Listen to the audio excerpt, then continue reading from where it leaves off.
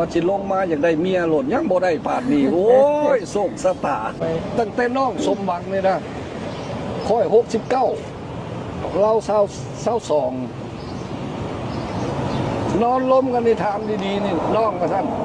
เจ้า22นี่เจ้าเบิ่งอ้ายดู69ปีนี่เจ้าว่าขออายุจักปีเดี๋ยวนี้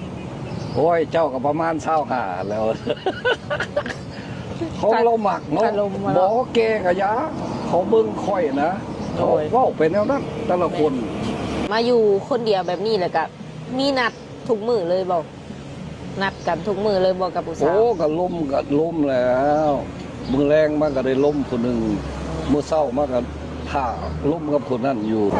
ว่าผู้สาวถามว่ามาได้บ่มักมันเป็นยังไงอ้ายเนี่ยเจ้าสู้อยู่สันกับใครเดียวอ่ะแต่สมพ่อเขาบักกันละมาตกมื้อนี้นี่ละว่าให้ฟังนี่ละเมื่อวานนี่ฮันว่ามีอยู่หม่อง2 คน3 คนมื้อนี้กัน5มื้อนี้บ่รวมกันทั้งเบิดกัน5 คนว่าให้ฟังเดี๋ยวนี้ล่ะบ่ได้ตัวบ้านตัวเมืองล่ะค่อยเกิดมาตั้งเป็นแนวนั้นอาจารย์จนว่านะไปวัดกันท่าที่หั่งเพิ่นว่าพ่อนี่มีสาวน้อยจักคนละมีอายุจักปี18 19 18 19อ้าวคือมีหลายแท้พ่อนี่มีเสน่ห์หยังบ่มีมีแต่คาลมนี่แหละลมออกบ่มีไผแบบพิเศษนะเนาะบ่ผู้ใดได้ละครบโหลดเอาโหลดโอ้ผู้ใดก็เว้าดีล่มดีเบิดเป็นตาเบิดสุคนแล้วบัดนี้อ้ายสิเอาจักปีขึ้นไปโอ้ยก็18ขึ้นเมื่อแล้วเนาะกวดเบิ่งสมโนดีๆแล้วบ่เอาแล้วโอ้ยตายแล้วเกือบพอเป็นเรื่องน้องมินตานี่นะ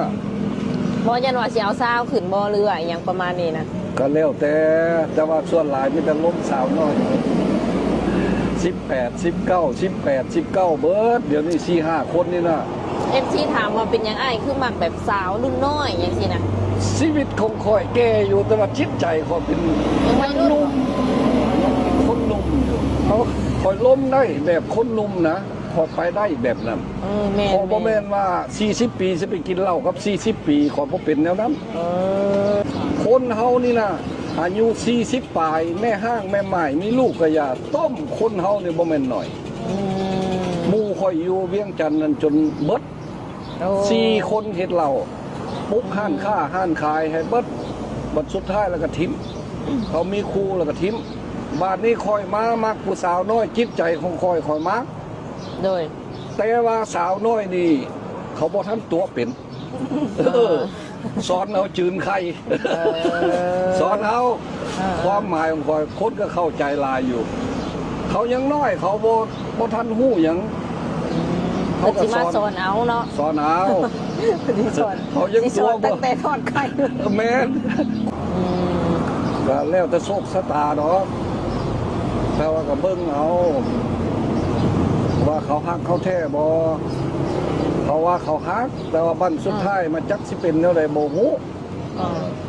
เขาแต่งงานไปพุ่นแล้วเอาแต่เขาสิเป็นแล้วเพราะว่าเขาก็แก่แล้วคันค่อยนี่เดี๋ยวนี้หัน60 70แล้วไปอีกประมาณ 2-3 ปีนี่ข้อยก็คุกกันค้านแล้วก็เขาจะทิ่มก็ทิ่มแล้วเสียนั่นไดทิ่มข้อยก็กลับบ้านคิดว่าสิอยู่ลาวตามหาฮักแท้นี่สิอยู่ฮอดประมาณจักเดือนบ่ได้อยู่จักเดือนละอยู่ตลอดชีวิตจนพ่อนี่ละสมมุติว่าพ่อเนี่ยให้มันพ่อโลดเดียวนี่สมมุติว่าบ่พ่อเลยพ่อเดี๋ยวนี้ญาติกันอยู่บุ้มๆอยู่จนสิว่าบ่พ่อยังไงเดี๋ยวนี้อยู่หาคน